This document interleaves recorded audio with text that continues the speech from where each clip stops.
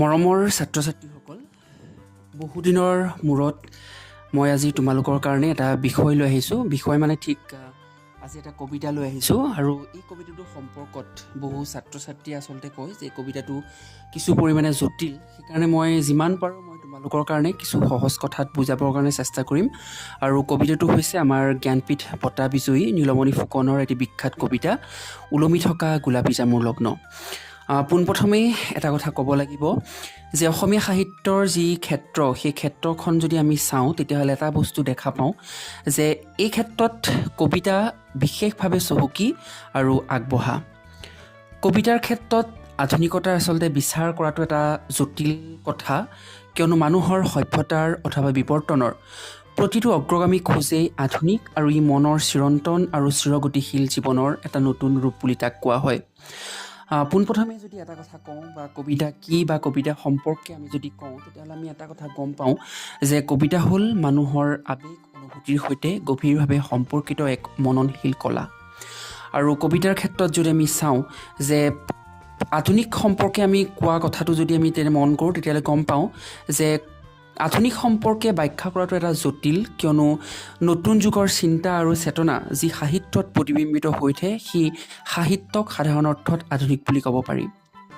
কবিতা যিহেতু যুগ মানসৰ দাপোনস্বৰূপ আৰু তাত নতুন কালৰ সকলো চিত্ৰ বা বিচিত্ৰ অনুভৱৰ চাপ পৰাটো আচলতে স্বাভাৱিক কথা, আৰু এই অনুভৱ উৎফুল্লিত আৰু ৰিক্ত দুয়োটাই।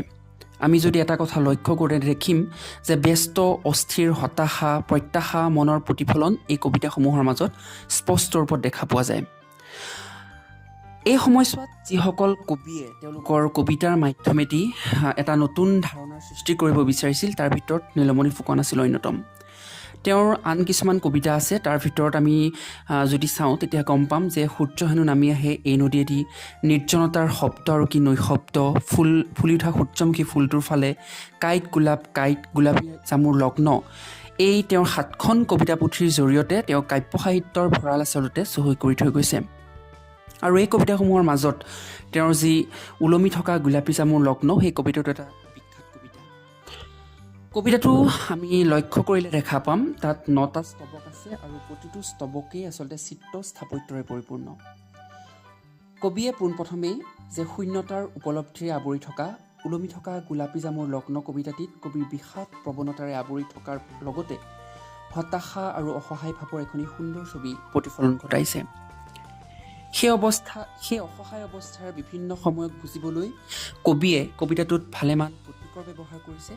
প্ৰকৃততে গোলাপী জামু শব্দটো সম্ভাৱনা তথা আশাৰ প্ৰতীক, নিৰাশা, অপ্ৰাপ্তি তথা হতাশাৰ মাজত আবদ্ধ হৈ থকা আশাক বুজাবলৈ কবিয়ে এই শব্দটিৰ প্ৰয়োগ কৰা দেখা পোৱা গৈছে। যি সম্ভাৱনাৰ প্ৰতিকূল অৱস্থাৰ মাজত যেন ওলমি আছে। কবিতাৰ এটা লাইনত কবিয়ে কৈছে, হে হৃদয়ৰ ভগাডালত ওলমি থকা গোলাপী জামুৰ লগ্ন। দ্বিতীয় স্তৱকটো যদি আমি চাওঁ তাত দেখা পাম যে সেই দ্বিতীয় স্তৱকতেই কবিৰ হৃদয়ৰ যন্ত্ৰণাৰ উমান পোৱা গৈছে।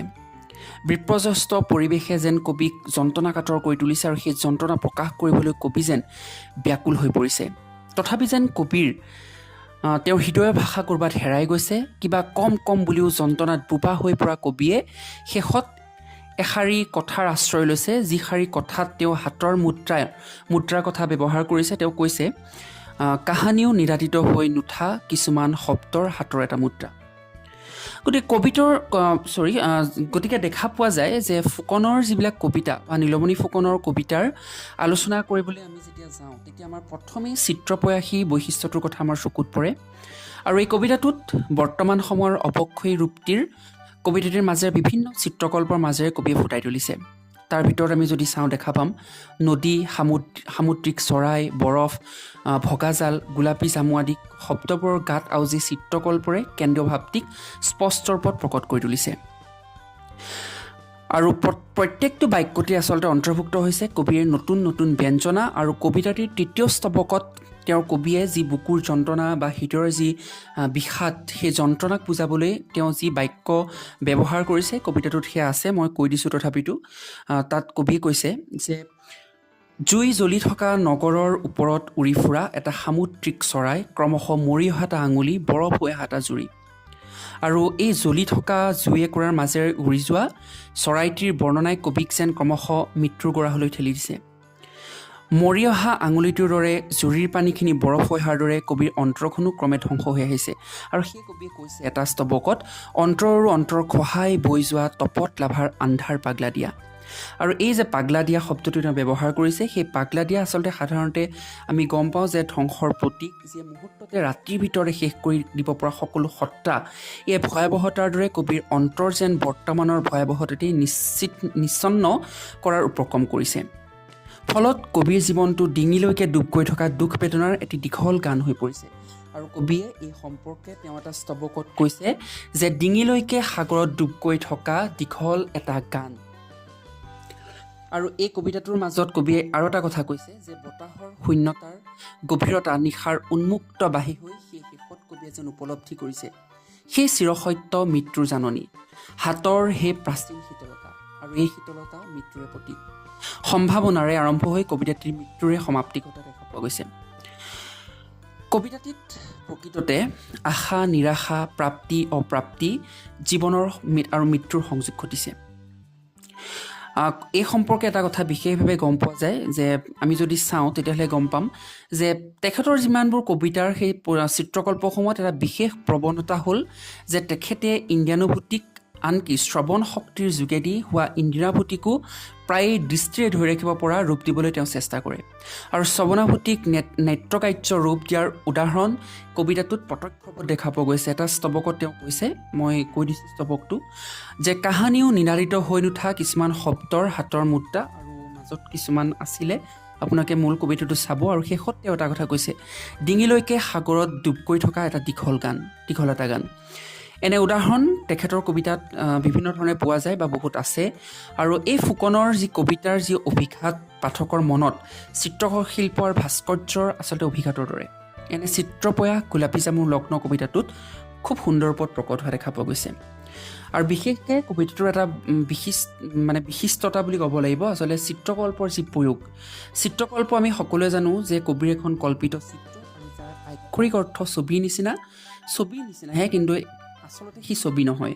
কাৰণ আমি সকলো গম পাওঁ যে কবি কল্পিত চিত্ৰ আঁকিবলৈ শব্দৰ প্ৰয়োজন, আৰু শব্দই দিয়ে ৰেখাৰ ধাৰণা, আৰু ব্যঞ্জনাই দিয়ে ৰঙৰ আভাস। গতিকে মনৰ চকুৰে দেখা পোৱা ছবি চিত্ৰকল্প, যিসমূহ আমি কবিতাসমূহৰ মাজত দেখা পাওঁ, তেওঁৰ চিত্ৰকল্পসমূহৰ মাজত প্ৰকৃতিৰ যি সজীৱ উপস্থিতি দেখা পোৱা যায়, যদিও প্ৰকৃতিৰ পোনপটীয়া বৰ্ণনা নহয়, যাৰ আচৰণ ৰূপধৰ্মী বা প্ৰতীকাত্মক। কবিতাটোত দেখা পোৱা গৈছে বতাহৰ শূন্যতা, উন্মুক্ত বাঁহী, গোলাপী জামু, হৃদয়ৰ ভগাডাল আদি চিত্ৰবোৰ আহিছে কবিৰ অন্তঃ প্ৰকৃতিৰ পৰা। আৰু এই অন্তঃ প্ৰকৃতিৰ পৰা যি গ্ৰাম্য প্ৰকৃতিৰ যি সংযোগ, সেই সংযোগসমূহ খুব সুন্দৰ ওপৰত প্ৰতিফলন ঘটিছে। আৰু এই ছবিবোৰৰ মাজত আমি দেখা পাইছোঁ প্ৰকৃতিৰ সজীৱ স্পন্দনৰ একোটা দৃশ্যমান ৰূপ। গোলাপী জামুৰ পৰা হাতৰ মুদ্ৰালৈ, হাতৰ মুদ্ৰাৰ পৰা আন্ধাৰৰ পাগলা দিয়ালৈ, এই চিন্তাবোৰে আচলতে পাঠকক সততে এটা নতুন ভাৱ অনুভূতিৰ সৃষ্টি কৰিছে। ব্যক্তিগত দুখ আৰু অনুভৱৰে সিক্ত কবিতাটি বেছ হৃদয়স্পৰ্শী বুলি ক'ব লাগিব। এই চিত্ৰকল্পৰ প্ৰভাৱত আচলতে কবিতাৰ এক চমৎকাৰটো অনুভূত হোৱা দেখা পোৱা গৈছে, যিটো আমি খুব কম কবিতাত আচলতে দেখা পাওঁ। আৰু নীলমণি ফুকনৰ বিশেষভাৱে কবিতাসমূহত এই চিত্ৰকল্পৰ যি চমৎকাৰিতা, সেইটো আমি খুব সুন্দৰকৈ দেখা পাওঁ। আৰু মই যিটো কথা ক'লোঁ যে এই কবিতাটোত চিত্ৰকল্পৰ খুব সাৰ্থক প্ৰয়াস দেখা পোৱা গৈছে, আৰু সেই পাঠকৰ নিচেই কাষৰীয়া তথা বাস্তৱ জীৱনৰ লগত সম্পৰ্কিত কিছুমান কথা, সেই ভাবোঁ যি কঠিনতাৰ পৰা নিচেই ওচৰত আৰু বাস্তৱতাৰ লগত সংমিশ্ৰিত হোৱা বাবে সহজে পাঠকে বুজি পায়। আৰু তেওঁ যিখিনি কবিতা আছে, সেই কবিতাসমূহ প্ৰকৃতাৰ্থতে আচলতে চিত্ৰকল্পবাদী কবিতা।